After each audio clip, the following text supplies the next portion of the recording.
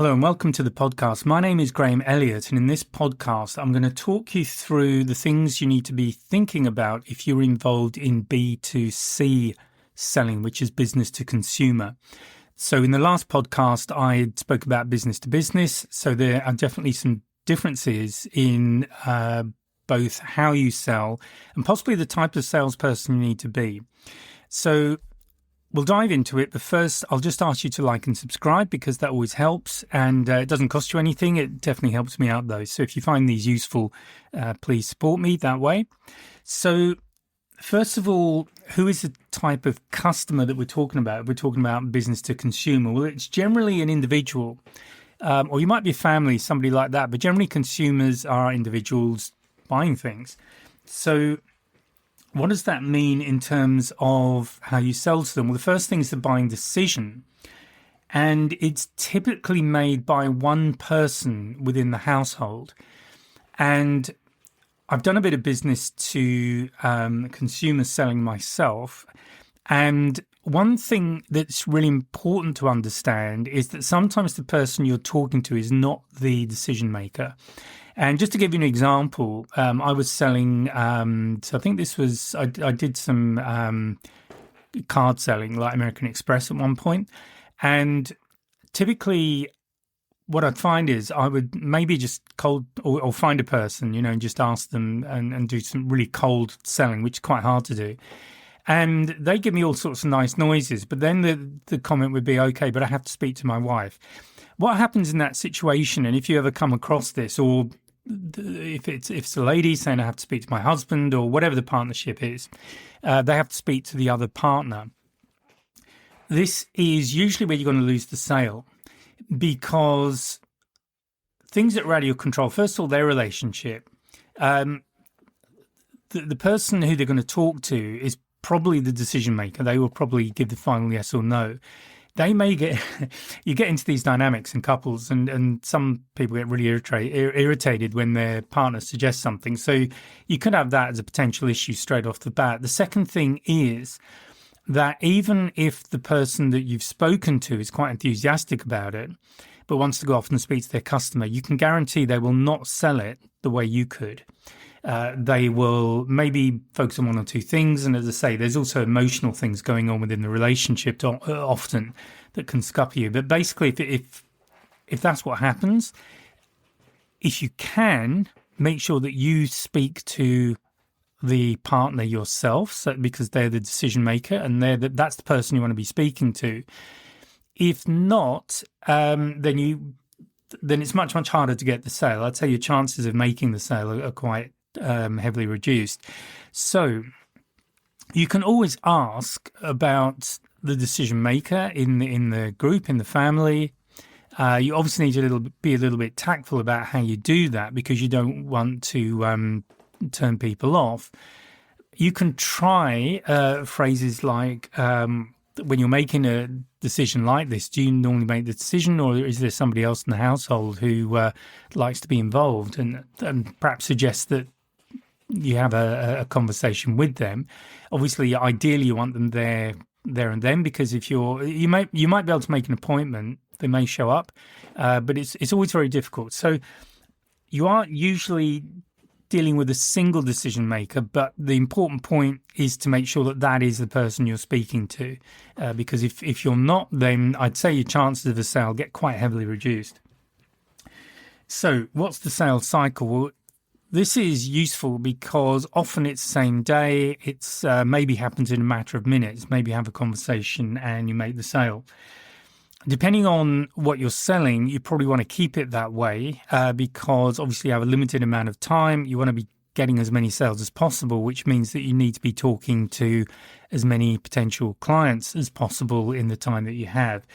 So it's really important for you to be able to qualify people quite quickly.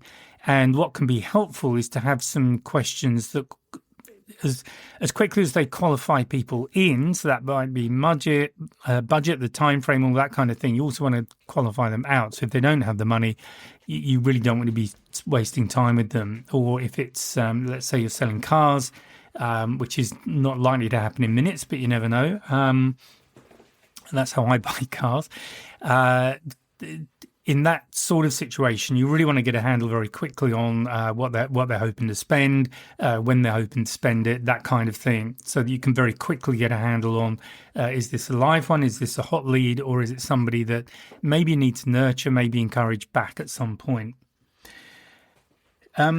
What's their focus? What's the focus on the relationship? So often when you're looking at business to consumer, whereas you definitely want to be someone they like and they want to buy from, and the reason I say that is if you flip that the other way around, if they find you to be obnoxious and pushy, which hopefully you're not, but that's really going to turn them off. And because these types of sales are often emotionally driven, as much as, or even more than they are financially driven, the whole emotional side is something you've got to be very aware of. So you really need to be approachable. You need to be someone they want to buy from. So there are ways of achieving that, and definitely making them feel important is one way of doing that. Making them feel that you care about them meeting their needs, whatever those needs are. They're as likely to be emotional as they are anything else. So that means it's helpful to identify the kind of person they are. So I'm not going to go into that in this podcast. I do have the online course, so I will shamelessly pitch that right now, but that is one aspect that I do dive into. It's a whole section in the course. It's not overcomplicated, but it's designed to allow you to very quickly get a feel for the kind of person they are and how you need to adapt your approach to be the person they want to be doing business with. So that is quite important. Other things that they'll be looking at is the brand often. And when you look at a brand, it goes beyond that because there's an emotional aspect to it. So what does that brand mean to them? What are they actually buying? So if, for example, you are selling something, let's say it's a car and it's a Jaguar. Okay, what does that brand mean? Well, it's about status. It's about quality. It might be about performance. It might be demonstrating a certain financial income bracket. It might be talking about a lifestyle. If you think back to Apple, certainly, going back a few years now, but if you thought about Apple versus, let's say, Microsoft, but it was PCs in general, Apple was selling a lifestyle. What they were selling, it was not just a computer. It was a whole lifestyle. It was a whole image. Apple at the time, and you might remember this, if you do, they were sort of classier. They were a bit more arty. It was more for, it spoke about creatives. Creative people would tend to use it partly because they're actually pretty good with graphics and things like that. But there was a whole lifestyle associated with Apple, and often these brands, when they're selling, so think about how your brand is advertised on television, if it's advertised that way. What is it that people are buying? Because they're not buying the product as much as they're buying what it says about them by owning one of these things, whatever they are. So it's really important to understand what your brand, the kind of people that your brand is aimed at, and what it's delivering for them, because it isn't delivering the product, or not wholly. It's actually about lifestyle, it's about image, it's about all of those things. So the person who walks in, who's interested in what you're selling, they're buying the brand, and that's the kind of image they want to project to, well, friends, but even people they don't know. If it's a car, it's just driving down the street. So you need to be very aware of that, because that is also what they're buying. It might be convenience. It could be the experience, customer experience. They might have had a good experience with that brand before. But again, all of these things build up. So if you think about things you've bought as a consumer, and if you've had a bad experience with a particular brand, now it might be nothing to do with the brand itself. It might be the dealer or whoever it was that you bought from. But if you are not happy with the kind of support you got, if you're not happy with the buyer experience, then are you likely to go back to them? Probably not. And the chances are that will, to some extent, tarnish the brand in your eyes. And it might tarnish it enough that you won't buy it again. Or there are other things. Recently, as I'm recording this, we've only recently had this whole business with Tesla and Elon Musk. So regardless of where you stand on that, certainly at the moment, it is very clear that Elon Musk's activities politically have had an extremely negative effect on Tesla. I mean, there are other aspects to that as well. I think the brand is now seen as a market leader. In fact, it's a great example of how brands can change, because initially when they came out, they were very different. You bought them online. You didn't have dealerships. I know there's one or two around, but I think early on that was, if I remember correctly, that was the way it was done, but it was different. It was cool. It was electric, really good performance. They looked nice, if you like that kind of thing. So that whole brand really stood out from what was available at the time. And it did a huge amount for electric cars and their popularity and the market share. But equally, what's happened is they haven't been able to keep up with developments in electric cars, because much bigger companies that have got into that have been able to invest a lot more. They've come out with changes in the efficiency of the vehicle, so you now get much longer range. Obviously, with electric cars, that was one of the big concerns. What range can you get realistically? How long does it take to recharge? All that kind of stuff. So when you look at the brand that you're selling, these are the kind of things that your potential client is thinking about, and they're either buying into it or they have concerns. Now, these can come up as objections, and the important thing to remember with objections is they're generally a request for more information. It's telling you your client is not 100% there. They've got just something a niggling doubt, and that's your opportunity to resolve that doubt if you can do that. So that's an important aspect of what the focus is on the sale, the brand, what that brand is delivering and what it means to them. So what are the drivers? Emotion is a big part of business to consumer, and desire is going to be a big part of it. They're often price driven. When it comes so this is where your qualification is important, because you really want to make sure people do have the kind of budget that will allow them to buy what you're selling. If they are being a bit aspirational, as in they want to buy a brand that is they may have felt is out of their reach previously, they may have the budget, they may not. You really need to identify that early on, because as I've said, these tend to be very short sales cycles. So you want to be in front of as many people as you can who are likely to buy from you. You don't want to be spending your day with, in my business, we'd call them tire kickers, but people who kind of wanted more information, they liked it, maybe they wanted to hang around a nice dealership, but they weren't serious buyers, so you really didn't want to waste time with them. Equally, it's really important that you can recognize a real buyer when you see one, because I was looking at a story a few weeks ago now. It was about a lady who went into, I don't know if it was Jaguar, but it was one of these upmarket car dealerships. But because she wasn't well dressed, she was just in jeans and what have you, and because she was female in this particular example, in this particular country, the salesperson didn't take her seriously. And in fact, she had plenty of money. She was definitely a real buyer, but she got very turned off by the dealer because of the way they treated her. And she went home, saw her husband, and he decided to just turn up. And I can't remember the whole story now, but basically came up and that particular, it was the same salesperson. He demonstrated that he absolutely could buy several of these vehicles, and then made it very clear that he was not going to buy from that dealer, and particularly that salesperson, because of the way his wife had been treated.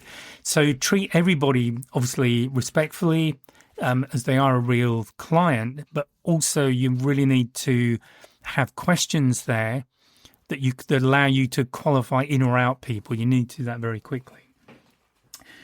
Okay, so product complexity. Often they're pretty standard. They'll be mass produced. In the case of cars, you might have options. Again, though, you can come back. I was in a situation, I was going to buy a Range Rover Evoque in Sydney, and I went and saw a dealer, and I'd kind of worked out what my ideal car would be with a lot of options on it. And I saw this lady was selling to me. Well, she was a salesperson.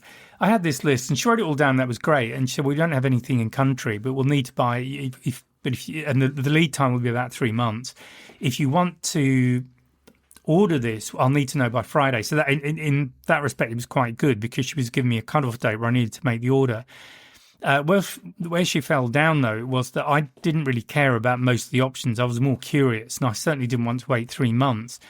And I thought I'd kind of wait because she never asked any follow-up questions to get very clear on what were the important things to have on the car and what things weren't.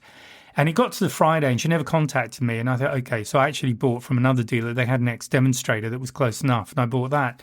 So if you are in that situation, by all means, get the full checklist of what the client wants. But it's really important to find out the things that are the showstoppers. So for me, it was the particular color I wanted. There was a glass roof, panoramic roof, they called it, and then particular alloy wheels I liked. So that was it. I didn't really care beyond that. So it's really important that you understand that and you get that list down and you know what are the nice to haves and what are the essentials. And if you can keep momentum in the sale and really understand lead times. So I wanted to get the sale done pretty quickly. I was absolutely not interested in 3 months. So this is another important thing to tie down pretty quickly. So I don't know what you're selling, obviously, but for the most part, it's likely to be mass-produced. If you're selling white goods, so washing machines, refrigerators, things like that, you might have a choice between models. So again, it's important. So it might be spin speed, for example. It might be load capacity on a washing machine, those kind of things. And if your client might not know. So if it's load capacity, they might not know what load capacity they want. So here's where you can step in and be helpful and ask about maybe how many people that the washing machine has to look after. It might be a single person, it might be a big family. How often do you do a wash? All those kind of things. But you need to have your questions there so that you can ask key relevant questions that are relevant to the buyer that allow you to quickly narrow down the best option for them. And then obviously you're into price and things like that again. So again, with price, that may be a consideration, but convenience might be more important. And for certain buyers, convenience will be more important than price. So again, I run through this in the sales course in a lot more detail. But these are, so there's not absolutes here. And being able to identify the kind of client, and just to make that a bit easier, there's only 4 types the way I do this. So it's not, you don't need to have a massive long list of potential clients. But it is good to know that because it means you know where, you've got a good idea where you need to focus on with that particular client. Okay, so the sales approach. Look, as I've already discussed, your potential client has probably been exposed to a lot of mass marketing, adverts, that kind of thing. There might be online stores, there might be promotions that they're dealing with. So if it's an online store, if they come into a physical store, if that's what you're selling, then they may well want that personal touch. And I personally prefer to buy from people or buy from a store simply because they're likely to have something in the store that I can physically look at, maybe even try out, depending on what it is. I can ask questions. I much prefer to ask or to, have that interaction. So, for example, if I'm buying a camera, I pretty much know which camera I want, but it's good to have a chat to somebody who also knows, if only to confirm my choice, that I've made the right technical choice, for example. So these are scenarios you could well be in. So just be aware of that and be aware of how to give the best support to a client. Volumes. So they're likely to be a higher volume. You're making more sales, but lower value per sale. So this is why I'm saying you really need to be able to qualify people very, very quickly. You can do it visually. I teach that in the course, but also by asking questions. You don't want to waste time with someone who's not going to buy. It's as simple as that. You want to be spending your time with people where you've got a reasonable chance of converting them. I think with business to consumer, one of the things that I think is different with business to business is with business to consumer, when they walk in, if they know what they want, if they've already sold themselves on the brand, then you've already got a very high chance of converting them. So here it's down to how you relate to them and the kind of questions that you're asking and the way you're supporting them in the sale. Equally, the brand might be an aspirational brand for them, so something they want to get to. But if they're not serious buyers, by all means, look after them. They want to have a good experience with you in your branch, your dealership, whatever it is, and you want them to come back to you because they had a good experience. So this is where some people, I've seen this with some salespeople, they just don't bother. And that relates back to, in fact, the story of the lady in the car dealership that I mentioned. So regardless of how you feel about that person, give them a good experience, ask the right questions, quickly qualify them, and then take it from there. But do look after them because you want them to come back and you want good referrals. If you are in a physical sales office, the chances are that you're selling into a particular geographical area, a local area. So you want to get a good reputation in that area. You want people to come in and feel welcome regardless who they are. So if it's a car dealership, make them a cup of coffee. It doesn't cost anything and they can have a look around, all that kind of thing. It's a nice experience. People feel cared for. I have walked into dealerships when I've been actively looking for a car and I've walked out again because not one salesperson has bothered to engage with me and ask what I'm interested in and how they can help, all that kind of thing. So they have lost sales. And so I'm quite serious about this. I think it's an important aspect of business to consumer. Give people a pleasant experience, whether they're going to buy or not. And if they don't buy now, they might buy later, or they might be talking to other people who are real buyers. So don't let that get away from you. So just to recap, business to consumers tend to be individual consumers, but you'll have one key decision maker, and it's really important that that's the person that you speak to. Sales cycle tend to be quite short, can be minutes, literally minutes. Which is great. And you're likely to want to be a hunter type salesman, but you've got to have that relationship, that ability to connect with people. And in the last podcast, I spoke about hunters and farmers. So this kind of environment is much more suited to hunter salespeople. In terms of the relationship focus, they're very much wedded to the brand. So the reason that they're in front of you is much more likely to be about the brand. They're interested in convenience. They want to have a good customer experience, though. You must look after them. Decisions driver, these are going to be emotional sales. So this is also where it's really important that the personal, your ability to connect with them is there because it is emotion. If they get annoyed with you, they're likely to buy from another dealer. And the chances are, if it is a big brand name, they probably have several options where they can buy this same product from. So you're a lot more exposed. The emotional part of it is much more important. The other decision-making aspects will be desire, price, convenience, those kind of things. So it's important to understand which of those is the biggest driver for them. The product complexity, you're probably not looking about a lot of options, maybe if it's cars and things like that, but it might be there are a certain number of model options they could go for. So I gave the example of a washing machine, but anything else like that.